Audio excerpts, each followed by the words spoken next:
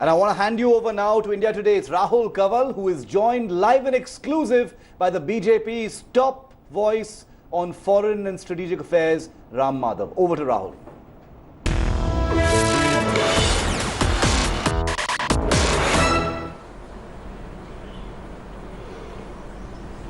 Through their premeditated attack, the Chinese army has shed blood, posing the Modi government with its biggest foreign policy challenge. So much time, energy and personal stake invested by Prime Minister Narendra Modi in his personal relationship with Xi Jinping and trying to better India-China relations. Where do the relations between the two most populous countries of the world go from here? For perspective on the thinking within the ruling Bharatiya Janata Party, we are joined live and exclusive on India Today at this time by the BJP's top foreign policy voice, Party General Secretary and also the founder and director of the India Foundation, Mr. Ram Madhav. Ram Madhav ji, welcome to India Today. I want to start by asking you about your reflections on the Chinese treachery which led to 20 Indian soldiers being killed at the Patrol Point 14 in the Galwan Valley area. How is the BJP looking at what happened? What are you making of the circumstances that led to this bloody skirmish?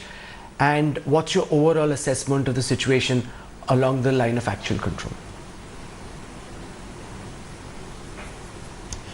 Yes, firstly, it is an understatement to call it a bloody attack. It was barbaric, it was brutal, it was a cold-blooded massacre. It violated all our agreements between our two countries, and this needs to be condemned by everybody, every citizen, every person in the country. It's not just a BJP or a Congress issue, it's an issue of the entire nation. The whole nation today mourns the loss of our martyred soldiers, and it's a very brutal and barbaric act by the Chinese. Yes, I totally agree with you, that word that you used, premeditated. It's very important to understand it was a very planned attack. The Chinese side has probably deliberated over it for enough time and taken a decision that they should behave in this particular manner. Now, our response, our priorities have been already articulated clearly by the government, by the leaders in the government, whether it is the Honorable Prime Minister himself or the Defence Minister or the External Affairs Minister. We will continue to guard our territories with utmost zeal. We shall not let a single inch of our territory to be encroached upon like what used to happen in the past. At the same time, we will try and ensure that through dialogue, through a diplomatic or military channels, we will try to ensure that the LAC remains peaceful. Such instances do not recur. This is our immediate priority. Is this BJP government, Mr. Ram Madhav, as guilty as past Indian governments of being naive towards China? When you look back at the swings on the banks of the river Sabarmati in Ahmedabad, walking around pristine temples in Mamallapuram, and now you see the Chinese treachery, there are many who've been China cynics from the beginning who will say that like Pandit Nehru and like so many Congress governments in the past, you too were taken for a ride by the Chinese. If we were naive, this incident at the Galwan Valley or the incidents of physical engagement, physical clashes between the two sides would not have taken place, Rahul, first of all. We were not naive. We are not naive. We know the tactics. We know the thinking of the other side. Unlike in the past, we are challenging them. We are stalling them. We are preventing them. We are not allowing them to get away, nibbling away our territories. So we are not at all complacent or not at all naive. about the behavior or the tactics of the other side. Having said it, you must remember that every country has its own basic character. Our basic character is to try and build friendly bridges with all the other countries, especially all our neighbors. That is our DNA. We shall not give up our DNA. From our side, we will make efforts to see if we can build good friendly relations with others. But the important difference that we have affected in all these 5-6 years is, while stretching our hand to make friendship with our neighbors, we are also very seriously holding on to our interests, our security, our sovereignty, our dignity and honor. On that, there won't be any compromise. So this need not be looked at from very cynical point of view. So you're saying that India will not cede even an inch of territory.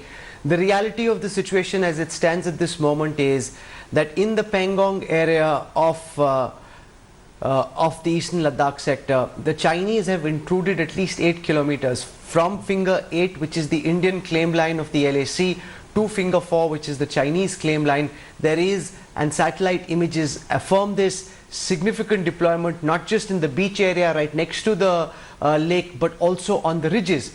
This is territory that India claims. So if you're saying that the Chinese will not be allowed to sit on Indian territory, the fact is at this moment they are squatting on our land. And I ask you, sir, as General Secretary of the Bharatiya Janata Party, what does your government intend to do about it?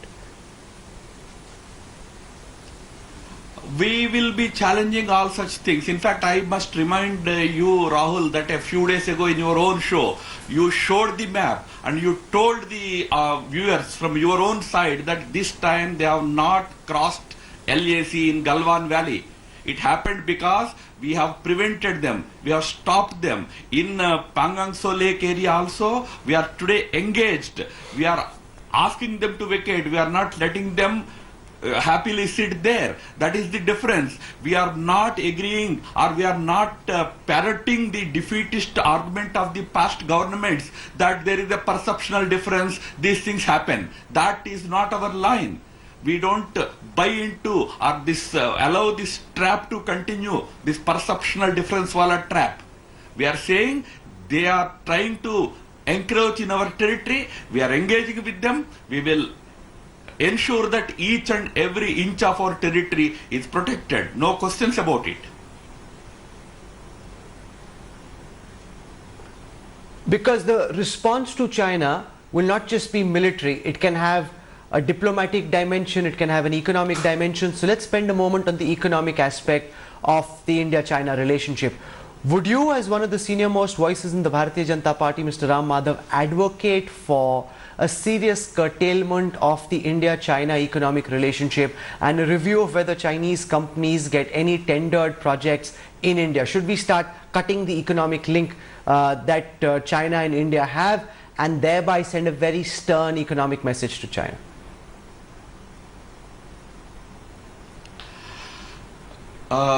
We at along the Indo-Tibetan border, the LAC, the priority, as I said, is to restore peace, not allow incidents of violence to recur. Towards that end, certain measures are being taken, strong government posturing as well as active diplomacy. But there are many other measures that India need to take. Already India has initiated a few measures. If you recall, a few months ago, the government of India has asked all the companies in India to use its route, government's route, for entering into any kind of agreements or any kind of investments from neighboring countries. That neighboring countries incidentally also include China. So we are taking certain measures to ensure that Indian economic dependence on outside countries, especially countries like China, is monitored and regulated. That will continue, and we have this new call Honorable Prime Minister gave to the entire country, namely the Atmanirbhar call, call for country to stand on its own feet. Towards that end, in many areas, India can reduce its dependence on imports, especially imports coming from countries like China. That effort, I am sure, from government side will continue. But remember, this antipathy for China is a popular sentiment in the country today. There is a strong anti-China sentiment in the people. People want to boycott Chinese goods, Chinese products. In a democracy, when people have such strong sentiments, it is the responsibility of every one of us to respect those sentiments.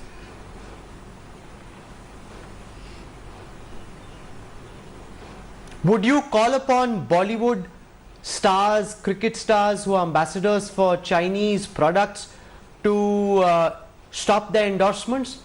We've seen the Confederation of All India Traders asking them to pull back on their endorsements. Do you think it's time that celebrities jump in and send a strong message, put national interest over commercial interest? Okay, firstly, the definition of celebrities has changed in the country today. Today, countries' celebrities are countries' heroes now. Present day heroes are the corona warriors, the doctors, the nurses. They are the new heroes, the sanitary workers, they are policemen. They are the new heroes of our country. We all must respect the sentiments of those ordinary people of this country. If they are feeling up strongly about something, whether you are a film industry person or somebody else, you must give some consideration and respect to those sentiments of, millions and millions of Indians. So in the incursions in the Nakula sector in Sikkim, China seems to be wanting to redraw the fact that the India-China border in the Sikkim sector is sealed. They've accepted that Sikkim is a part of India, which is what Prime Minister Atal Bihari Vajpayee secured in 2003 when we accepted Tibet as being a part of China, and they accepted Sikkim as being a part of India. Now that they have poked us where they have, there is a growing clamor in Indian circles that India publicly state that it is reviewing the One China policy. If they are going to hit us, hit them back and hurt them where it pinches the most. Would you suggest publicly, sir, that the time has come for India to review the One China policy? These are all issues pertaining to our strategy. On a lighter note, Rahulji, strategy is never discussed in front of the media cameras. Let us leave those issues to people in the government. Even I will be nobody when it comes to deciding about country's strategy. But I can tell you one thing very clearly. All these three sectors, the middle sector, the eastern sector and the western sector, of all these three sectors, the middle sector thus far has been relatively peaceful all along. We had issues on the eastern sector, Sikkim and Arunachal. We have issues today on the western sector in Ladakh area.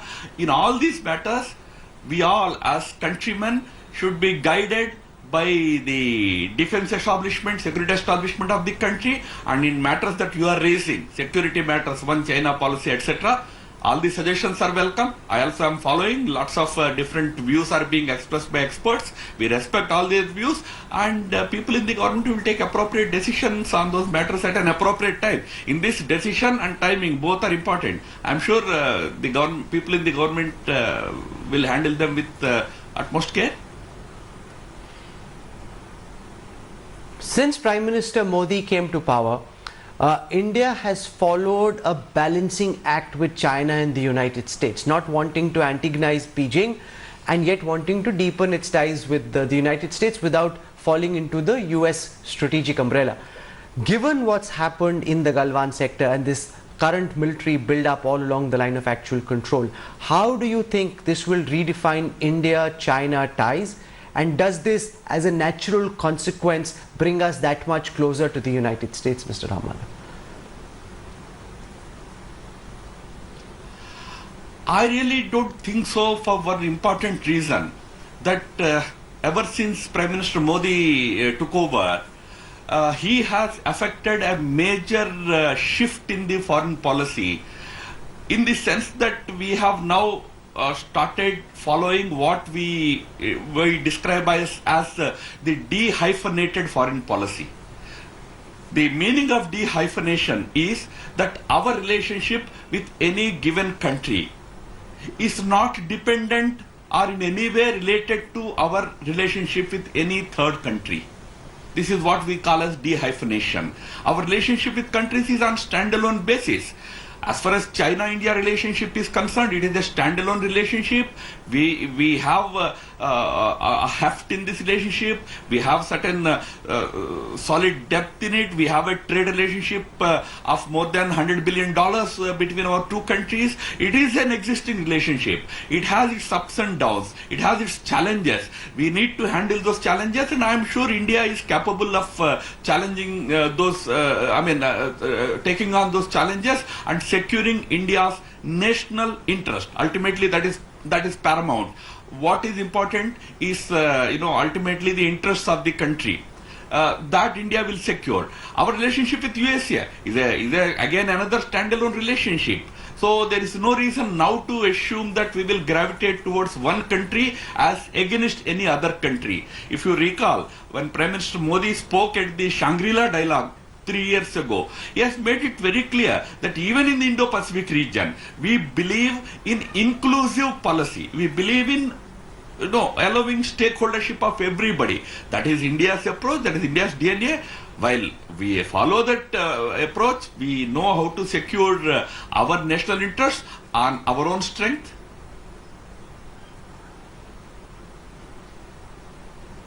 Sir, you spoke of the India-Pacific region. Has the time come for India to deepen military ties with countries in the Quad? For example, so far Australia hadn't been invited for the Malabar naval exercises. Has the time come to shed this ambivalence and say, if China follows a policy of trying to surround India strategically, India will deepen economic and military ties with countries who can provide a strategic balance to China? So, by the way, we already have maritime ties with Australia on a bilateral basis. Our two navies share a lot of things. They also work together. So there is a bilateral maritime understanding and operational activity between our two countries. Malabar is right now a trilateral exercise. Whether the fourth country, in this case namely Australia, or any fifth country, when you talk of expanding Malabar by only one country, there can be more, those things will be decided. But that need not be seen as though Malabar is the only exercise that we are holding. No, we do, in fact, for the knowledge of people, we do exercises with almost all the countries in the region, almost all important maritime countries in the region. India-Australia relationship is a very important relationship, and you know that in the recent meeting between our two prime ministers, we have upgraded it to strategic partnership, and we have now embarked on a new maritime partnership also by entering into logistics agreements, etc. That's a standalone relationship. How will it unfold in the future? In time to come. Let us wait and see. But remember, as far as Quad or any other agreement or any other arrangement in the Indo-Pacific region is concerned, India is very clear. We do not want it to be projected as an alliance against any other country.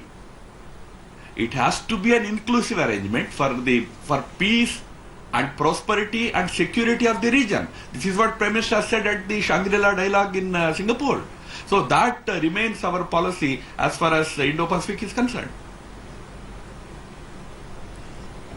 So we've spoken about what's happening internationally. Let's spend a moment talking about domestic politics. The BJP has come under heavy attack from the Congress, most notably Rahul Gandhi, who questioned why Indian soldiers were killed in the manner that they were. Why were we not able to offer stronger resistance to the Chinese? Why were weapons not used? Why was fire not opened?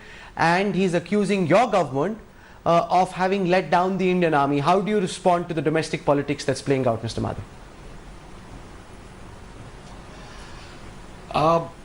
The tweets and the public posturing that Mr. Rahul Gandhi takes from time to time on issues of national importance, where larger national consensus is the need of the hour, it's really very unfortunate. Let me be a little on the lighter side for a moment. You know, that tweet that ignorance or arrogance is more dangerous than ignorance. He quoted Einstein, I believe. I would, on a lighter way, say that he was trying to tell that Prime Minister Modi is more dangerous than me. You see, this is exactly what he is conveying through his statements. These decisions, there was a time when we used to have our weapons with bayonets cast downwards. We have agreements, 2005 and 2012 agreements, where it was explicitly decided that we will ensure that no weapons are used against each other at the times of engagements on the borders. And remember, these two agreements were done when UPA 1 and UPA 2 were in power. Our soldiers do carry weapons, but we are bound by certain agreements. That is the reason why they are not used in such certain circumstances. Now, the loss of the lives of our soldiers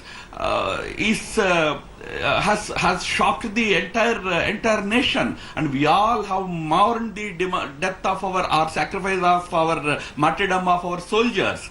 Nation should stand united. Now, the Congress party has gone to the extent of trying to project army officers in bad light. So this is, I don't know what is the sinister thinking behind all these things when Congress party comes out with these statements. Now, all that they are doing is they are helping our enemies, our adversaries. They have done it in the past.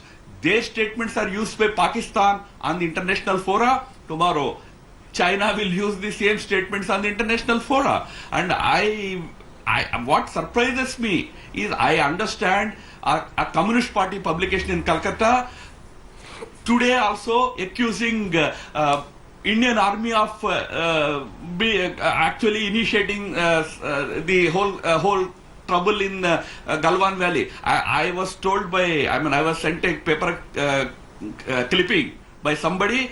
It is in Bengali and it's a left party organ which accused Indian Army of initiating all this trouble. I can understand left for that, because left has always been a fifth columnist when it came to communist countries, whether it was Soviet Union in the past or China now. But what prevents Congress party leadership from coming out openly against China? That they don't do. Instead, they come and attack our own government, our own army officers, our own army. This is the most unfortunate thing in India with our main opposition party, which doesn't behave well with an opposition party which has 140 years of history. I'm going to leave it there for the time being. You've spoken about the international scenario that's playing out. You've also spoken about how relations between India and China could be redefined after this brutal violence, and about domestic politics. Mr. Ram Madhav, for joining us to give us a sense of the thinking within the BJP. Thank you very much. Thank you. Thank you. We'll slip into a very quick break right now and have a lot more for you when we come back on the other side. Stay with us.